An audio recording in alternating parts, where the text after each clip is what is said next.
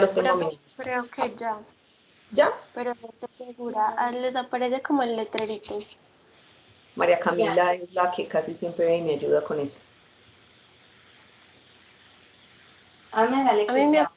Ah, listo. Ya empezó a grabarse. Ok. Acuérdenme, porfa, chicos, que a mí se me olvida y eso es muy importante, que puedan quedar grabadas. Bueno, entonces, esquemáticamente es lo que vemos aquí, en la diapositiva. Entonces, hagamos inferencias, ya lo vamos a ver en las descripciones conceptuales, pero hagamos inferencias sobre esta representación. La fase de no diferenciación implica primero algo que la autora denominó autismo normal. Recuerden que cuando una ciencia no tiene palabras propias, tiene que coger palabras de otros lados. El autismo es una psicopatología grave del neurodesarrollo infantil y habla de una imposibilidad del niño de establecer intersubjetividad y de reconocerse separado de.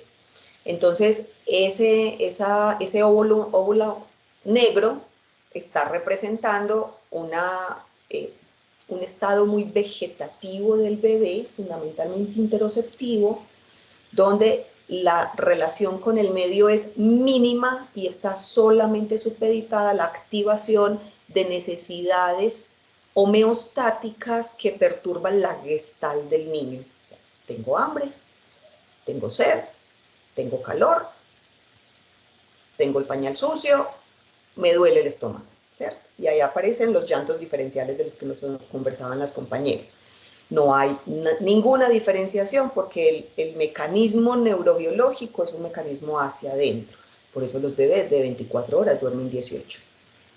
Necesitamos que el gasto calórico que haga el bebé sea el mínimo hacia afuera y el máximo hacia adentro, porque ese cerebrito está apenas creciendo y necesita crecer mucho para que a los 5 meses podamos tener un niño capaz de comenzar a construir una representación real de sí mismo.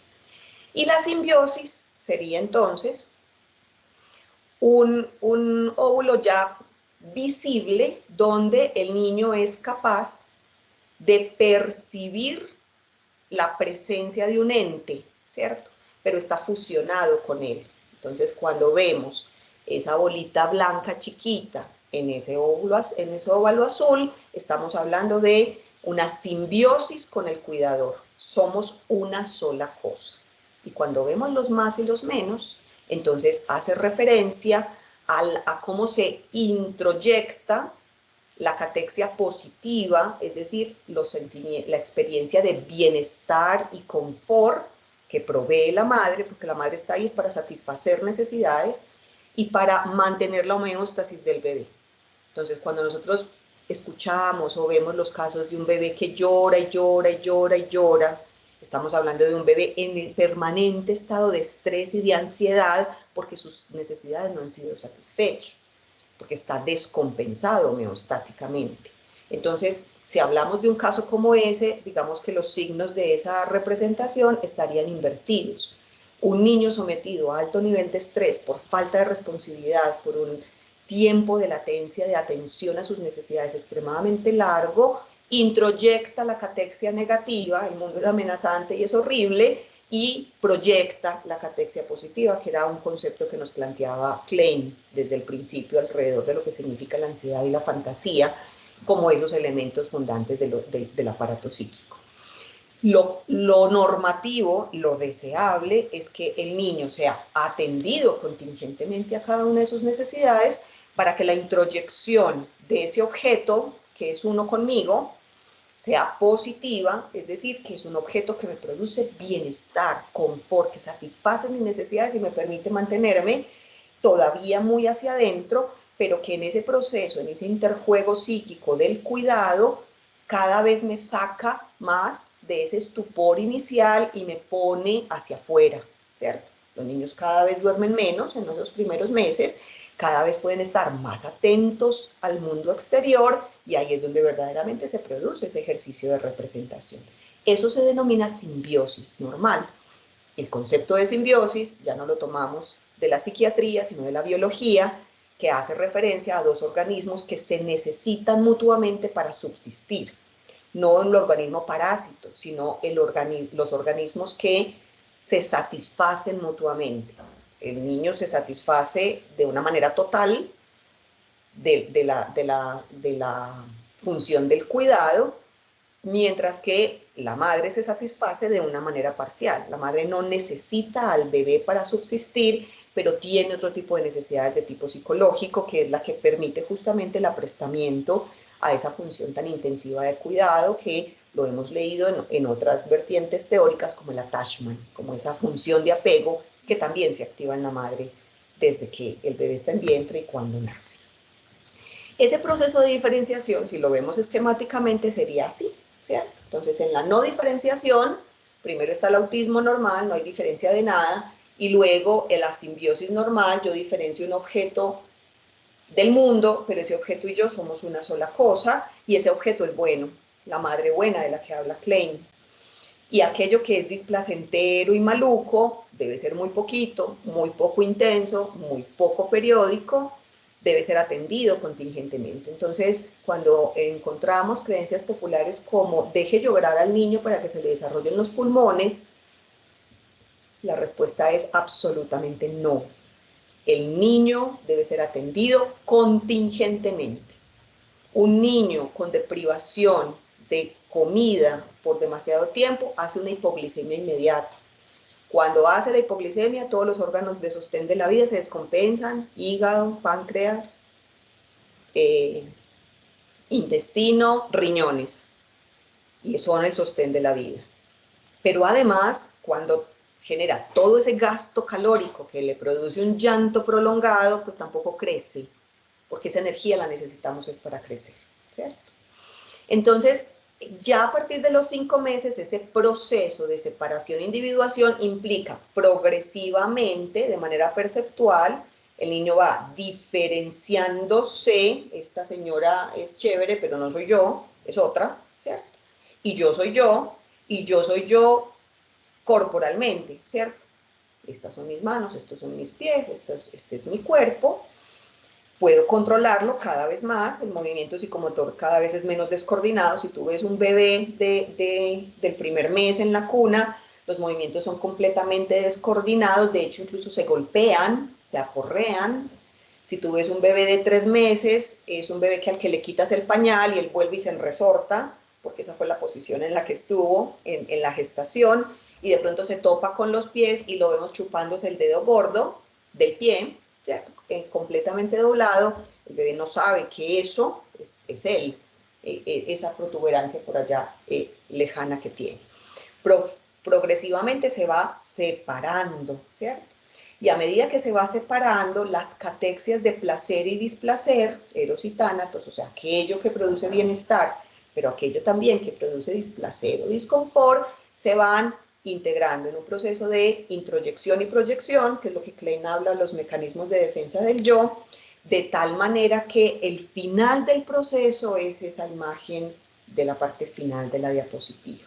Tenemos un sí mismo con catexia positiva y negativa, o sea, el cuerpo me provee satisfacción, pero también me provee cosas muy malucas, ¿cierto? Me duele el estómago cuando quiero hacer popó, tengo gases y me duele la boca del estómago y tengo que sacar los gases por la boca, y este cuerpo a veces se enfría, los bebés se enfrían súper rápido, el termostato todavía no está suficientemente maduro a nivel del mesencéfalo, entonces un bebé no se puede dejar desnudo por mucho tiempo, a menos que esté en contacto directo con el sol, o demasiado calor porque me arroparon demasiado y eso genera disconfortes. Yo soy yo y yo soy mi cuerpo.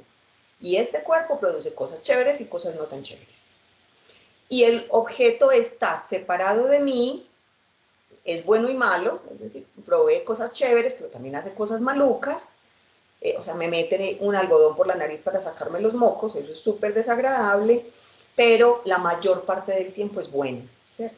Y esa sensación de bienestar que produce el objeto se va, digamos, internalizando en lo que luego, de alguna manera también, Erikson nos explica como confianza básica, y Orno nos lo integra también en esa literatura. Autismo normal, ya la parte, digamos, descriptiva digital de cada una de esas fases. Las primeras semanas de vida se caracterizan por un estado primitivo de desorientación alucinatoria.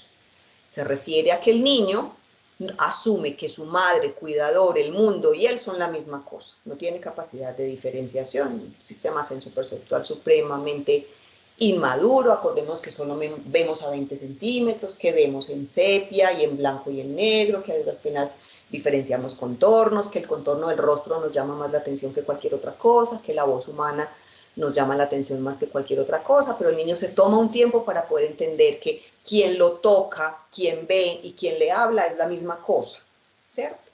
Pero no diferencia entre eso y su propio llanto, es un sistema perceptual inmaduro. Una unidad única, omnipotente y autosuficiente, es decir, el niño duerme todo el tiempo hasta que hace hipoglicemia, se despierta, llora, mama, puja, saca gases y se vuelve a dormir. Hay carencia absoluta de diferenciación, le son satisfechas todas sus necesidades, ojalá de manera contingente. Cuando atendemos a un bebé, ya, sin demoras. Las demoras vienen después. Por allá en el segundo año empezamos a hacer postergación del refuerzo para que el niño vaya desarrollando capacidad de tolerancia a la frustración, capacidad de espera, porque eso va a jugar un papel muy importante. Allá, al final de esta etapa, cuando empieza la etapa preescolar, va a jugar un papel importante en la autoorganización y en el desarrollo de la autorregulación, ¿cierto? Pero por ahora es ya, de inmediato. No reconoce cuáles necesidades satisface su madre y cuáles necesidades satisface él mismo, carece absolutamente de un objeto de amor, no hay una elección de objeto, cualquiera lo puede cargar, cualquiera lo puede alimentar, cualquiera lo puede atender, lo importante es que sea atendido. Cuando digo cualquiera es cualquier objeto que haga la función de maternaje y que ojalá la haga bien. Hay unos predisponentes biológicos que favorecen que sea mucho mejor la mamá que cualquier otro, porque hay aprendizajes perinatales y prenatales, y ya lo habíamos visto. Entonces, cuando un bebé lo tenemos en el pecho, como cuando lo cangureamos, y el bebé huele la leche, el bebé siente el calor corporal, el bebé escucha el sonido del corazón, que es lo que más sabe y lo que más reconoce la resonancia de la voz de su madre, pues está en el estado más confortable y seguro, ¿cierto? Entonces, por eso se privilegia esa función del cuidado de la madre, y mientras más rápido entre el padre allí, pues el nené, por procesos de habituación y por procesos de condicionamiento básico, va a habituarse a que ese cuerpo del padre, esas sensaciones, esa voz grave, ese calor corporal que es superior porque es hombre, esa confortabilidad que encontraba en el vientre y que encuentra en los brazos de su propia madre, lo va a encontrar en otros, en una abuela querendona y amorosa, en un padre cuidador, en otras fuentes subsidiarias de cuidado que van a otorgarle ese mismo confort, ¿cierto? La función fundamental es reducir todas las tensiones. ¿Cuál es la tarea fundamental? Lograr el equilibrio homeostático del organismo dentro del nuevo ambiente extrauterino por mecanismos predominantemente fisiológicos. Tenemos reflejos que nos permiten respuestas biológicas y motoras automáticas de autoprotección, ¿cierto? O sea, si entró demasiada leche, tenemos la capacidad de toser para que la leche no nos vaya a entrar a los bronquios y no nos vamos a ahogar. Si hay congestión intestinal, tenemos la capacidad de defecar, tenemos la capacidad de sacar gases sin me dar una ayudita con unas palmaditas en el pecho o en la espalda. Pero es muy incipiente ese sistema neuromotor innato. Entonces, la tarea fundamental es que quien hace toda la instrumentación del cuidado logre mantener el equilibrio máximo del bebé. La función maternal, desde el punto de vista afectivo, es sacar gradualmente al infante de su tendencia innata regresiva vegetativa y promover la conciencia sensorial del ambiente y del contacto con él. Por eso es tan importante que esa mamá no solo actúe el cuidado, sino que construya la interacción. Es decir, a un bebé no se le cambia el pañal en silencio y mirando para otro lado. A un bebé no se le alimenta hablando por teléfono.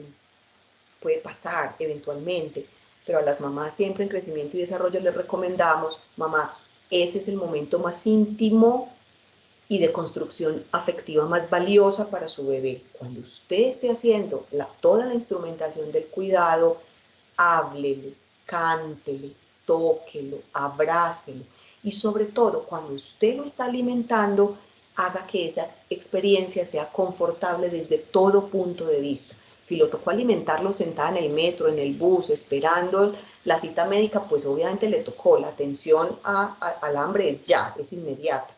Pero ojalá la mayor parte del tiempo usted tenga un lugar sereno, silencioso, íntimo, donde usted pueda estar casi desnuda. Es mucho mejor si el bebé sensorialmente tiene contacto con todo el torso de la mamá. El bebé le mete a uno la manito por aquí y mientras uno lo alimenta le va sobando la espalda, uno siente los deditos haciendo una forma de caricia, ¿cierto? Que el bebé tenga la posibilidad de mirarla, pero que además usted también lo mire, porque acuérdese que solamente ve a 20 centímetros, o sea, solamente ve su rostro. En la medida en que hayan múltiples estimulaciones sensoriales, todos los sentidos estén involucrados en esa acción de cuidado y esa acción de cuidado sea confortable y amorosa, el niño, además de estar chupándose la leche o además de que tiene un pañal limpio para no estar incómodo, además el niño está recibiendo múltiples experiencias sensoriales gratificantes. Y eso, como un protoesquema emocional, el niño no lo va a recordar como episodio, pero lo que guarda en su memoria, el esquema cognitivo y afectivo que se va consolidando en ese cerebrito inmaduro, es un sistema emocional de confianza básica en el mundo. Y eso reduce los niveles de ansiedad y mantiene una disposición al desarrollo, mantiene una curiosidad por el mundo y posibilita una disposición hacia afuera y no hacia adentro, ¿cierto? Mire que en la depresión anaclítica lo que vamos encontrando es que hay una deprivación tan grande de atención afectiva y de interacción con el mundo que el niño regresivamente simplemente se va metiendo hacia adentro hasta que puede llegar a una situación irreversible de muerte, ¿cierto? Entonces, esa es la función. Simbiosis normal hasta los 5 meses. El término es tomado de la biología, es la existencia conjunta de dos organismos diferentes en estrecha unión o asociación para sobrevivir. Se da una mutua relación de dependencia, ya lo había dicho, especialmente ventajosa para ambos. El niño o niña tiene una necesidad absoluta de su madre o cuidador, pues necesita de ella para sobrevivir, tanto desde lo biológico como desde lo físico. También desde lo afectivo y desde lo psicológico. La madre, por su parte, tiene una necesidad relativa del niño o niña. Su necesidad es más desde lo afectivo. No lo necesita para sobrevivir, pero se establece una relación psicológica posibilitando la condición de maternidad. O sea, es la necesidad de ser una buena madre.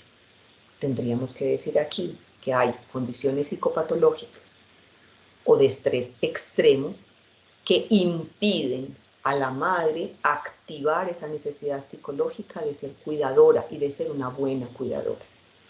Mujeres con psicopatologías graves o tanto de personalidad como anímicas, o en situaciones de altísimo nivel de estrés psicosocial, no activan ese sentimiento. Cuando uno las tiene en consulta, escucha a una mujer que dice, yo no sé qué es eso del instinto maternal.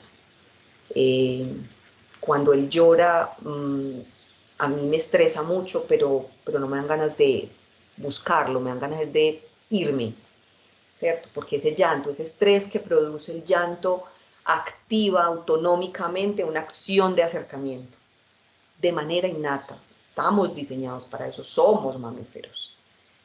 Pero hay mujeres, hay personas que no logran activar esto y que todo lo contrario, la demanda de atención del bebé produce rechazo, produce animadversión, produce ganas de huida. Y obviamente esa falla estructural va a tener consecuencias devastadoras en el desarrollo de ese bebé, porque es necesario, es normativo y necesario que esto finalmente le pase a la madre, ¿cierto? El recién nacido provoca en la madre una ternura maternal, un deseo de cuidar y de dar. Todas los que hemos sido mamás y papás lo hemos vivido de una manera natural. Nuestro bebé es el más hermoso del mundo, el más perfecto del mundo. Nos produce el sentimiento de conmoción emocional más de lo más significativo y profundo que podemos llegar a sentir. No siempre se da de manera automática, a veces sí, a veces uno ve salir ese bebé del vientre y uno ya ahí lo ama profundamente, y dice, ya, o sea, esto es el amor infinito. Algunos papás que son los que están ahí, acuérdense del parto humanizado, cada vez los tenemos ahí más presentes, más protagónicos, que incluso tuvo náuseas y vomitó, hizo los ejercicios de piso pélvico y acompañó a la mamá al yoga y a la piscina y está completamente involucrado desde lo psíquico. Ese papá corta el cordón umbilical, el obstetra le entrega al bebé y muchos nos describen eso como el mejor momento de su vida, como algo absolutamente indescriptible que confluye y nuclea la experiencia completa de la vida, ¿cierto? Y no lo describen de esa manera, o sea, yo nací para este momento y no hay absolutamente nada más espectacular en mi vida que ese momento de recibir a su nene. A veces no sucede así y puede ser normativo que no suceda así. A veces ese proceso de idealización se va generando de una manera paulatina y tarda un tiempo. Entonces, a veces también nos encontramos mamás en el periparto que nos dicen, es muy distinto estar embarazada a verlo aquí afuera. Yo lo miro y obviamente me enternece, pero es un extraño. No lo reconozco, porque el que reconozco es el que se movía dentro de mí, ¿cierto? Acuérdense que hay cierta tristeza, cierto duelo que se da después del parto.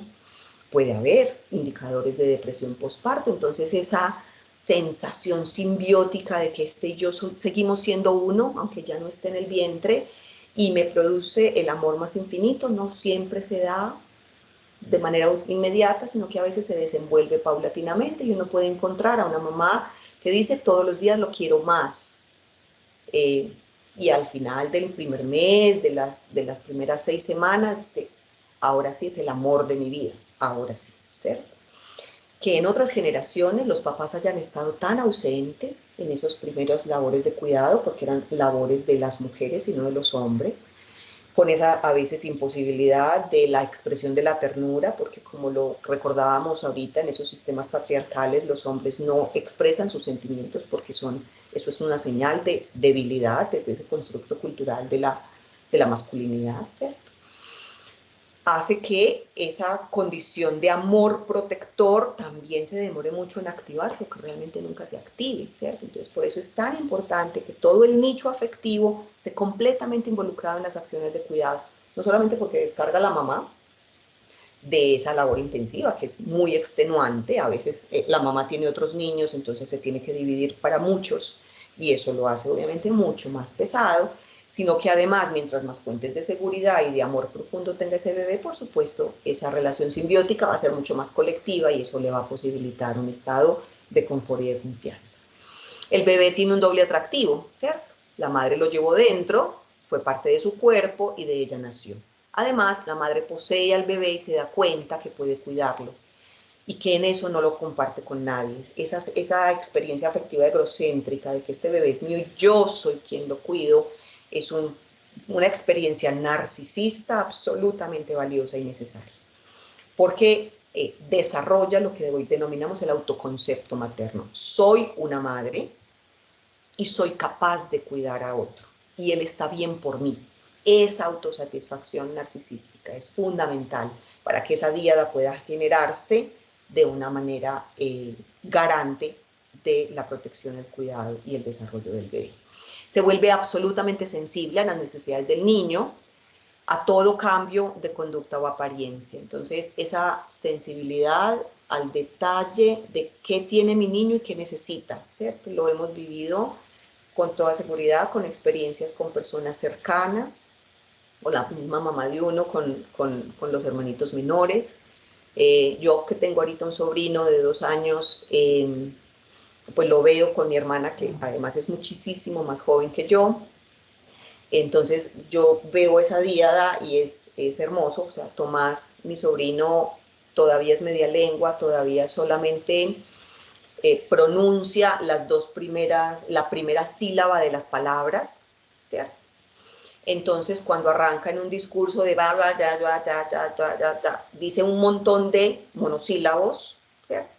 Sin conectores todavía, sin artículos, sin adjetivos, y mi hermana le entiende perfectamente qué quiere decir. Nada menos ayer me mandaba un video cuando él estaba describiendo un cuento de su programa favorito. Y después un video viendo su libro de animales, nombrando todos los animales y qué era lo que estaban haciendo. Por supuesto yo no entendí nada, pues porque ni estaba viendo el programa ni estaba viendo el libro, yo no entendí nada, pero a medida que él iba diciendo, mi hermana iba diciendo lo que él estaba diciendo, en una traducción perfecta. El bebé la miraba y le decía, sí, sí, sí, con toda la satisfacción.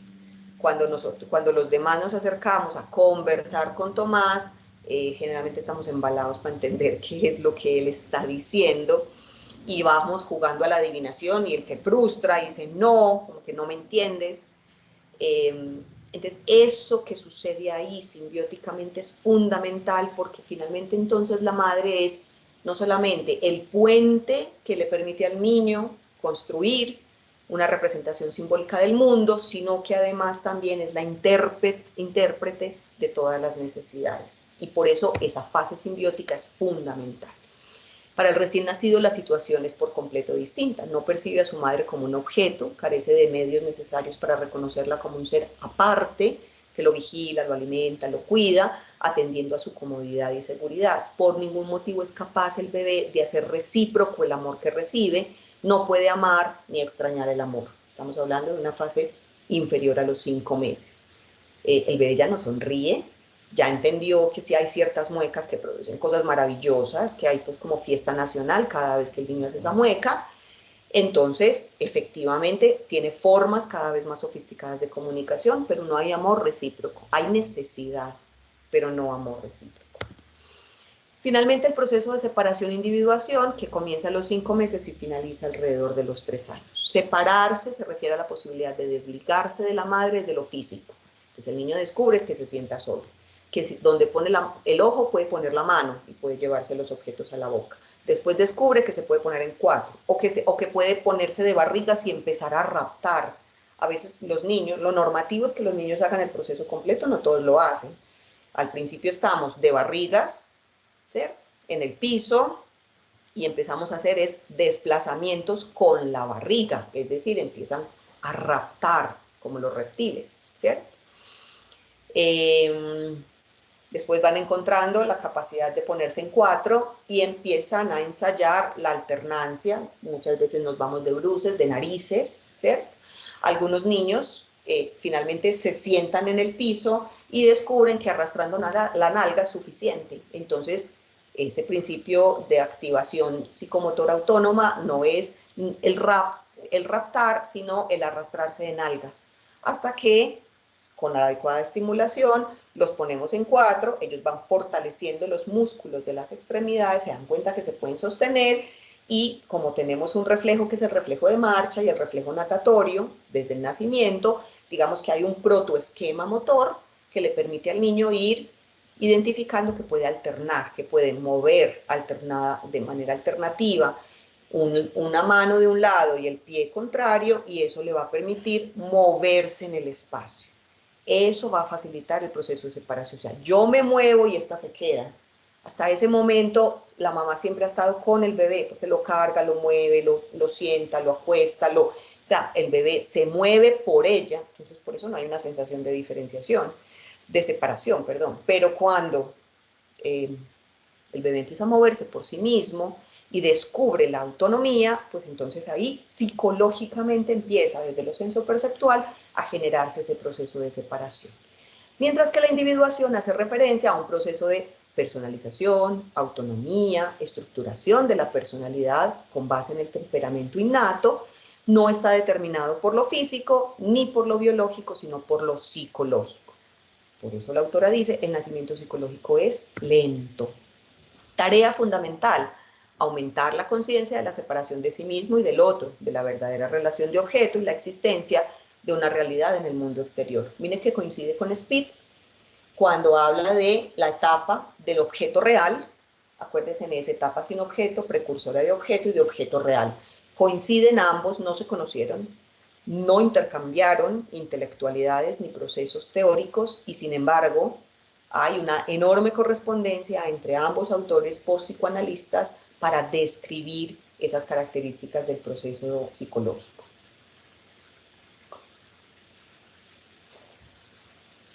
Separación significa diferenciación, distanciamiento, formación de límites, desvinculación de la madre.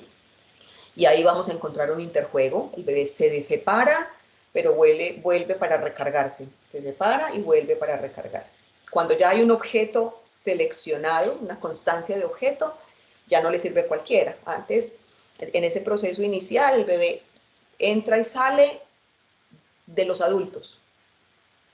Después ya solo le sirve la mamá, ¿cierto? La individuación, evolución de la autonomía intrapsíquica, percepción, memoria, cognición, prueba de realidad. De los 5 a los 8 meses, la subfase se denomina diferenciación. El niño o niña reconoce su corporeidad diferente a la de la madre y de los demás. La locomoción marca el inicio de esta subfase para que el bebé y la bebé, de manera tranquila y gradual, vayan saliendo del nido emocional del cuerpo de la mamá. Exploración manual, táctil, visual del rostro y del cuerpo de la madre, diferenciación de los objetos, reacción de ansiedad ante los extraños. Entonces, al final de esa fase, 8 meses, aparece el segundo organizador de Spitz, que esta autora también lo describe, ¿cierto? Entonces ahí hay una correspondencia muy interesante que nos permite identificar estas descripciones como unas reglas o principios generalizados del desarrollo. Reacción hasta los entraños, ya no me sirve cualquiera, no me sirve sino tú, ¿cierto? Ejercitación, segunda subfase. ¿Quién tiene micrófono abierto? ¿Hay alguna pregunta? Sí, una pregunta. ¿Y en esta separación, en qué momento se daría la separación al dormir de la madre o de los padres? Porque no sé si antes de los 8 meses o en qué momento, porque ya ves que los primeros meses creo que duerme junto con la madre. Entonces, ¿en qué momento sería esa separación que también debe de traer algún momento fuerte para el niño, ¿no? Y la Es madre un también. momento de mucha ansiedad. Realmente, la mayoría de los bebés, la mayoría, a los 8 meses ya se despiertan máximo 2 veces en la noche, ¿sí? Hay tantos fenómenos como bebés, entonces no hay una regla general, además porque hay muchas teorías sobre la higiene del sueño, muchas, desde el colecho, que nos lo mostraron las compañeras en la exposición, donde la teoría clásica básica del colecho es que el bebé duerma con usted el primer año, como mínimo, ahí al ladito, o sea, que el bebé no sea sino dormido, pase la mano y ahí está usted, y el bebé se va a seguir dormido. Hay otras que dicen, no, favorezca la autonomía y el reconocimiento de un espacio propio. Entonces, desde esta teoría, que es como la más moderna, la que más promueven los pediatras actuales, el bebé sale de la habitación más o menos a los 3 o 4 meses y se va para otro espacio, pues, cuando hay otro espacio, pero por lo menos sale del lecho, ¿cierto? Para que el bebé tenga la capacidad de ir desarrollando sensación de tranquilidad y de confort en un espacio que no signifique estar pegadito al calor de la mamá, ¿cierto? Depende de los temperamentos. Entonces, un niño de temperamento fácil, a los 6 meses prácticamente pasa la noche completa, despierta generalmente en la madrugada, se alimenta y se vuelve a dormir tiempos hasta las 7, 8 de la mañana. Suele pasar así. Un niño de temperamento difícil, al año y medio todavía se nos está despertando 3 y 4 veces, ¿cierto? Ahora, imaginémonos lo normativo. Lo normativo es que el bebé a los 4 meses ya está en su propia cuna, ya no hace hipoglicemia cada 3 o 4 horas, y eso también es muy importante en términos de principio de nutrición. Entonces, un bebé hasta los 6 meses, tu pediatra te va a decir, si el niño se despierta, le damos tete, porque el niño se despertó por hambre, y le damos tete, porque no podemos tolerar hipoglicemias prolongadas. Acuérdense que el niño deja de crecer si aguanta hambre. Y la hipoglicemia es cada 2 horas, 2 horas y media, 3, ¿cierto? Eso se va extendiendo a medida que el niño madura. Nosotros, adultos, hacemos hipoglicemia cada 4 horas.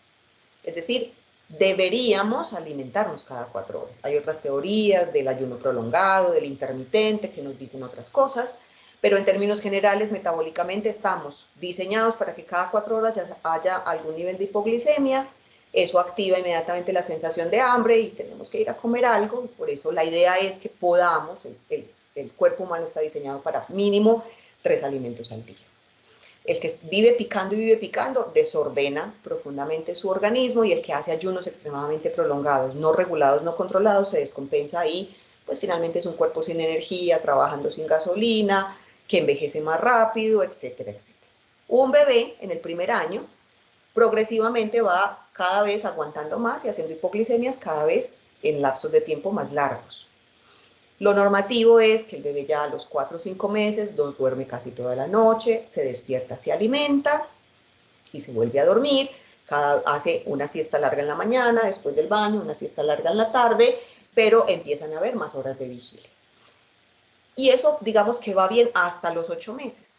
A los 8 meses que aparece esa angustia hacia los extraños, el bebé, la descripción que hacen las mamás es muy clara desde lo fenomenológico: el bebé se me agarró y se me pegó como un chicle y ya no me suelta. Entonces, ese bebé era súper tranquilo, yo podía pasar horas en la casa y con que el bebé me mirara era suficiente, y ahora está como un chicle. ¿Qué le pasó a mi bebé? Lo que pasó es que la eligió. Entonces, hay ansiedad de separación. Hay bebés más ansiosos y otros menos. Hay mamás más ambivalentes, otras más seguras. Mientras más ambivalencia hay en el vínculo, más acercamiento, rechazo va a haber. Eso va a ser una cosa como más compleja. Pero el bebé ahí, a los 8 meses, se nos vuelve a pegar. Entonces, incluso encontramos muchas historias de mamás que dicen: ya dormía solo en su cunita, pero llegó a los 8 meses y ya, o yo me meto y me doblo como un acordeón para dormir con él y tengo la espalda que se me parte en 3, o finalmente por cansancio y por desgaste yo termino llevándomelo a mi cama, porque si no, no puedo dormir y yo tengo que madrugar a trabajar o atender otros niños o a las múltiples roles. Entonces el bebé termina volviendo a la cama de los papás. Ojalá pudiéramos establecer algunas técnicas y metodologías que nos permitieran hacer algo distinto con esa ansiedad de separación para que el bebé no vuelva a la cama, porque mientras más grande es más difícil de sacar de la cama de nuevo, porque él es cada vez más consciente de esa separación. Un bebé pequeño no tiene sensación de separación, entonces la ansiedad de separación no existe porque no hay separación psíquica. Cuando ya hay claridad de la separación psíquica, pues hay más ansiedad de separación, el bebé se nos pega mucho más. Eso puede durar un mes, mes y medio, 2 meses. Entonces, encontramos muchas historias que dicen: el bebé ya lograba dormir toda la noche, lo hacía en un lugar aparte, cuando despertaba decía mamá, la mamá llegaba, alimenta, conversa, habla con él. Hay bebés que se empiezan a despertar de manera muy intermitente y muy seguida, no es hambre, entonces ahí le ayudamos a la mamá a hacer el manejo de esa situación, porque la mamá tendría que llegar a la habitación y decirle: bebé, ¿tú no tienes hambre? Todo está bien, mamá está aquí, vamos a dormirnos. Y eso puede significar desde bebés que toleran que la mamá vuelva y los acueste y los sobe un ratico, hasta bebés que necesitan pegarse al pecho, quedarse dormidos ahí, y es un lío descargarlos en la cama porque inmediatamente se sienten separados del cuerpo de la mamá, vuelven y despiertan a los gritos. Ese a veces es un proceso más fácil, más difícil, depende de muchas cosas, muchísimas: temperamento, cualidades específicas del bebé, cualidades de la relación de cuidado, qué tan ansiosa es la mamá, qué tan irritable es la mamá, porque ahí necesitamos mucha paciencia. Si algo viene en los bebés